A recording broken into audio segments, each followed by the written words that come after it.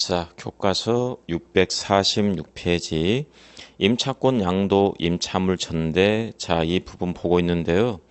그 647페이지 보시면 그 중간에 법조문 나와 있잖아요. 그래서 629조 법조문에 보니까 임차는 임대인 동의 없이 양도 전대하지 못한다라고 했죠. 동의를 얻어서 양도하거나 전대하라 그 말이죠. 네. 근데 이 규정은 임의 규정에 불과합니다. 강행 규정이 아니에요. 그래서 거기에 임의 규정이라고 써두세요. 자, 그리고 이 부분 있잖아요. 임차권의 양도와 전대에서 동의를 얻어야 된다라고 했는데 동의 얻고 양도하거나 전대했다라고 한다면 이거는 적법행위이기 때문에 특별히 문제 안 되는 거예요.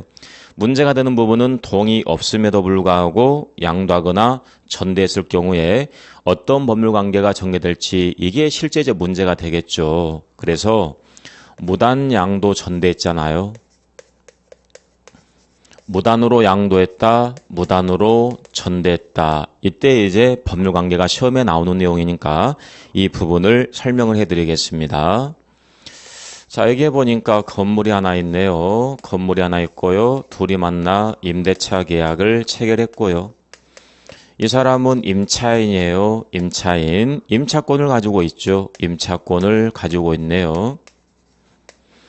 그리고 이 을이 제3자 병에게 임차권을 양도를 했고요. 임차권이란 권리를 양도를 한 거예요. 그렇다면 이렇게 볼 수가 있겠죠. 갑을 임대인이라고 하면 되겠네요. 이 을을 임차인, 그리고 양도했으니까 양도인.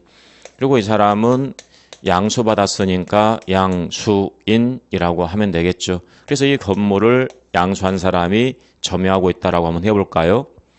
그런데 문제가 되는 부분은 동의를 얻어야 된다라고 했는데 동의 없어요. 동의 없이 이렇게 임차권을 양도했다는 이야기죠. 무단 양도가 되는 거죠. 자, 이 경우에 법률 관계를 정리할 때는 이 임대인 있죠. 그리고 양도인, 즉 임차인, 이 둘 사이의 관계가 정리가 돼야 되고요. 그 다음에 이 둘 사이 양도인과 양수인, 이 둘 사이 관계가 정리가 돼야 됩니다. 그리고 마지막으로 이 임대인 있잖아요. 그리고 이 양수인, 이 둘 사이 관계가 정리가 되면 되거든요. 그럼 먼저 이 둘 사이 관계 있잖아요. 이 둘 사이 관계는 간단합니다. 일단 동의 없이 임차권을 양도했다. 이거는 이 을이 갑에 대한 관계에서 뭐 한 거예요? 신의를 깨버린 거죠. 갑이 을에게 임대를 했다는 것은 을을 믿을만 하니까 을에게 빌려준 거잖아요. 그렇죠? 여러분들 일상생활 한번 생각해 보세요.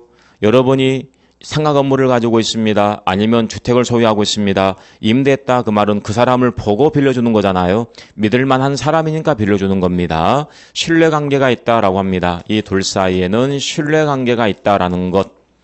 그래서 동의 없이 양도했다라고 한다면 이 둘 사이에 신뢰관계를 깬 거니까 배신행위니까 배신행위를 근거로 해서 이 임대차 계약을 갑이 해지할 수가 있는 거죠. 배신행위를 근거로 해서 해지할 수가 있다 이런 의미죠. 그런데 해지권이란 것은 권리잖아요. 이건 의무사항은 아니에요. 그래서 이 갑이 임대차 계약 관계를 해지할 수도 있지만 아니면 이 갑은 그냥 배신행위했지만 해지하지 않고 이 계약관계 그대로 살아있으니까 을에게 차임 달라고 청구할 수 있어요? 없어요? 있어야 되겠죠. 그래서 해지하거나 또는 차임 달라고 차임을 청구할 수도 있겠죠. 둘 중에 하나를 선택하면 된다라고 보시면 되겠네요. 그 다음에 양도인과 양수인 있잖아요. 양도인과 양수인 사이 관계에서 일단 양도 계약을 체결했다. 그럼 계약 자체는 그대로 유효입니다. 양도 계약 자체. 양도 계약 자체는 그대로 효과가 있는 거죠. 그래서 이 양도한 사람은 임대인의 동의를 얻어주면 되는 거 아닙니까? 약속을 지키면 되는 것이죠.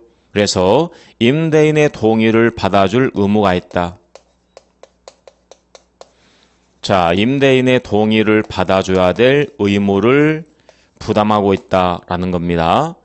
그래서 동의도 주게 되면 이 병은 이 건물을 제대로 사용할 수가 있을 거 아니에요. 근데 동의를 받아주지 못하게 되면 이 사람은 제대로 이 건물을 사용할 수가 없기 때문에 양도인 잡아서 담보 책임을 물어갈 수가 있다라고 합니다. 그래서 만약에 동의를 받아주지 못했다라고 한다면 담보 책임을 물어갈 수가 있다라고 이야기합니다.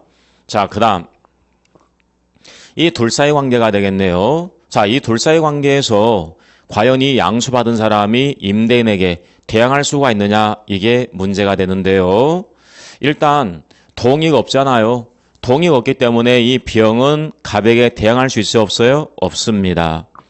자, 병 양수인 있잖아요. 양수인. 자, 양수인은 임대인에게 임차권을 양도받았음을 이유로 해서 대항할 수가 없다. 이렇게 돼야 되겠죠? 대항할 수 없습니다. 네. 그렇다면 대항할 수 없다. 이 말의 의미는 이 양수받은 사람이 이 건물을 점유하고 있다라고 한다면 무단점유가 되겠죠? 대항할 수 없다. 이 말의 의미는 무단점유가 된다. 무단점유가 되기 때문에 어떤 문제가 나오겠어요? 갑, 병을 상대로 해서 그 건물을 돌려달라. 물권은 청구권 행사하면 되겠죠. 그래서 물권적 청구권을 행사하면 되는 겁니다. 물권적 청구권을 행사하면 된다. 그런데 사용시권이 을에게 있으니까 을에게 돌려달라라고 청구하면 되겠죠. 주의해야 될 것은 이 갑 있죠. 이 갑이 병 잡아서 과연 불법 행위를 원인으로 해서 손해배상을 청구할 수가 있느냐, 이게 쟁점입니다. 자, 불법 행위 원인으로 해서 손해배상을 청구할 수가 있을까요? 이게 문제가 되거든요. 근데 주의해야 됩니다. 둘이 만나서 임대차 계약을 체결했고 이 계약 관계가 여전히 살아있습니다. 즉 해지 안 했습니다. 그렇다면 갑은 을로부터 꾸준히 뭘 받습니까? 차임을 받잖아요. 갑에게 손해가 있어요, 없어요? 손해가 없잖아요. 손해배상을 청구하려면 손해가 발생해야 되는 건데 갑이 을과 관계에서 해지하지 않고 차임을 계속 받고 있다라고 한다면 손해가 없기 때문에 손해배상 청구할 수가 없다. 그래서 이 정도 내용들이 시험에 나오는 내용들이고요. 이 정도 내용들 꼭 기억합니다. 네. 그래서 제가 설명했던 내용들 있죠. 제가 설명했던 내용들은 여러분 교과서 650페이지 맨 위쪽 3번 임대인 동의가 없는 무단양도와 무단전대 거기 별 2개에서 여러분께서 보시면 되겠네요. 제가 설명했던 내용들 있죠. 이 내용들이 거기에 다 정리가 되어 있네요. 자, 여기까지 해서 우리가 이제 임대차 계약 마무리하겠습니다. 그래서 계약법 부분을 다 마무리했고요. 이제 물권법 들어가도록 하겠습니다. 물권법. 자, 교과서 222페이지네요. 222페이지. 222페이지 보니까 총론 나와 있죠. 자, 여기에 우리 계약법에서 앞에 부분이 계약 총론이 있었고요. 뒤에 부분에 계약 강론이 있었죠. 마찬가지입니다. 물권법도 앞에는 총론 있고 뒤에는 강론 있다라고 이야기했죠. 일단 총론 부분의 앞에 부분은 간단하게 좀 읽어만 보시면 될 부분들인데요. 222페이지, 223페이지 그냥 가볍게 읽어보시면 되고요. 체크해서 넘어갑니다. 224페이지도 마찬가지입니다. 제2절 물권의 본질 문제가 나와 있죠. 가볍게 읽어보시면 됩니다. 특히 2번 물권의 특징 있잖아요. 물권의 특징 가볍게 한번 읽어보시면 되겠네요. 그 다음 넘어가겠습니다. 226페이지. 물권의 객체가 나와 있죠. 물권이라는 것은 사람이 물건을 뭐한다? 지배한다라고 했죠. 지배하는 거니까 지배 대상물이 있어야 되겠죠. 이걸 물권의 객체. 뭐가 객체가 되는 거예요? 물건이 물권의 객체가 되는 것이죠. 자, 그래서 거기 1번에 물권의 의의가 나와 있고요. 여러분들은 1번 체크하시고요. 그 다음에 2번.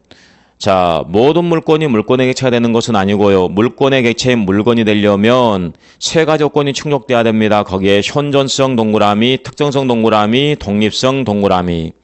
이 세 가지 요건이 모두 다 충족되었을 때 물권의 대상인 물건이 되는 겁니다. 일단 현존해야 되겠죠. 그 다음에 지배하는 거니까 수많은 물건들 중에서 지배 대상이 특정돼야 되겠죠. 특정된 물건은 하나의 독립된 물건으로 인정돼야 되겠죠. 이 요건이 충족돼야 되는 것이죠. 자, 그리고요. 오른쪽에 보니까 물건에 분류해서 부동산, 동산 문제가 나와 있는데 한번 쭉 가볍게 읽어보시면 될 부분들입니다. 그래서 228페이지 보니까 가로 2번 부동산 나와 있죠. 한번 쭉 읽어보시면 되는 거고요. 그 다음에 229페이지 보니까